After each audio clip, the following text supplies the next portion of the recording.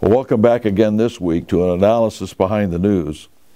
One of the things that I want to talk to you about is the Munich Security Conference. Now, this book is titled Towards Mutual Security. Shows the frontispiece has a big picture of the conference participants. And its title is Towards Mutual Security. Now, the Munich Security Conference is sort of like a Bilderberger meeting, if you will. That sort of thing rolled up into the Council on Foreign Relations and all the rest of it to set the stage for manipulating the political future of Europe and North America. It's been going on quite a while. You see the Kissingers of the world, the McCains and others participating in it. But I want to quote you a few things from Strobe Talbott. Strobe Talbott used to be an undersecretary in the Clinton administration. He is a member of the Council on Foreign Relations. He is a member of the Trilateral Commission. He is also skull and bones, having attended Yale and been tapped into that secret society. He is the current head of the Brookings Institution. And these are some quotes of his from a talk that he gave there at the Munich conference a few years ago. He said, Europe has also seized the best of modernity and made a virtue of globalization, a term that was invented by Europeans to describe an economic condition with profound political consequences. As we know, that the political consequences formed into the EU. He said that process was, from the beginning, economic in its means and political in its purpose. In other words, what he's saying is basically that it was put together through an economic facade, but in reality it was political. It formed a new nation called the European Union. From the beginning, the European project, that was the overview name for the whole process, was the European project. From the beginning, the European project was Atlanticist, was an Atlanticist one as well. Meaning, in other words, it wasn't just Europe, it was the Atlantic, meaning Canada, the United States, etc. That whole thing was part of the process. Finally, the last quote that I want to pull out of here is, the TTIP, in other words, the Transatlantic Trade and Investment Partnership, can go a long way to reversing the reversal that resulted from the Great Recession.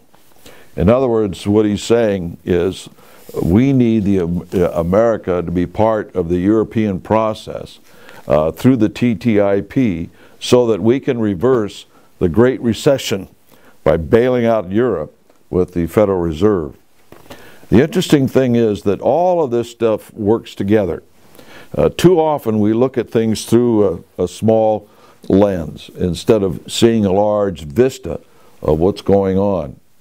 And this large vista includes the current means to achieve a change in the Constitution, which is being promoted, called a Constitution Convention, Conference of States, whatever nomenclature you wish to put on it.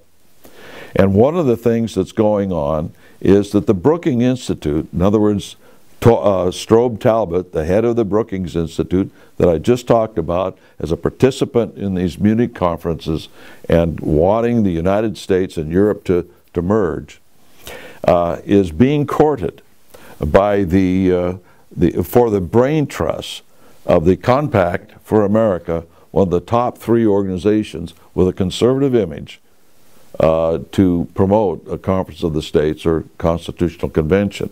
So if you go to their site, it's very difficult to find, but try and access it. Their brain trust. And they, in there, will say that they are courting the Brookings Institute the Peter Peterson Foundation and others. The Peter Peterson Foundation is named after the former head of the Council on Foreign Relations, and he runs it as well. This sort of thing starts to tie together. If you go to the Peter Peterson Foundation, but particularly the Brookings Institute, run by Strobe Talbott, who I've just quoted, they advocate these changes, these amendments to the Constitution to facilitate this comfortable merger down the road. And now we have people like the Compact for America trying to get these sorts of folks on board towards a constitutional convention.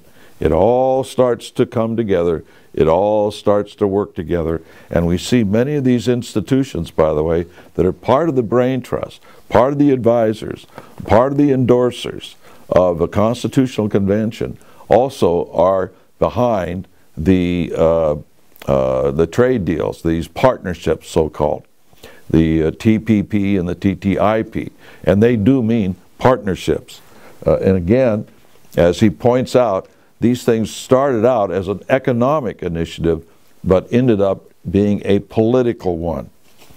One of the things, too, that we've seen creeping in more and more into this whole idea of a con is individuals who want to change the Second Amendment. One of the dangers of this today is the continuing education of the American student over the last 40 years relative to the Second Amendment. Here's one, for instance, United States history, preparing for the advanced placement examination. This is a copy of the cover of this book. It is designed for juniors and seniors in high school to prepare for entrance examinations. And when you get into this book, you get to the Bill of Rights. This is what it says that the Second Amendment is. This is what they teach as the Second Amendment. This has been going on 40 years. The government, the people have the right to keep and bear arms in a state militia. That's not what it says.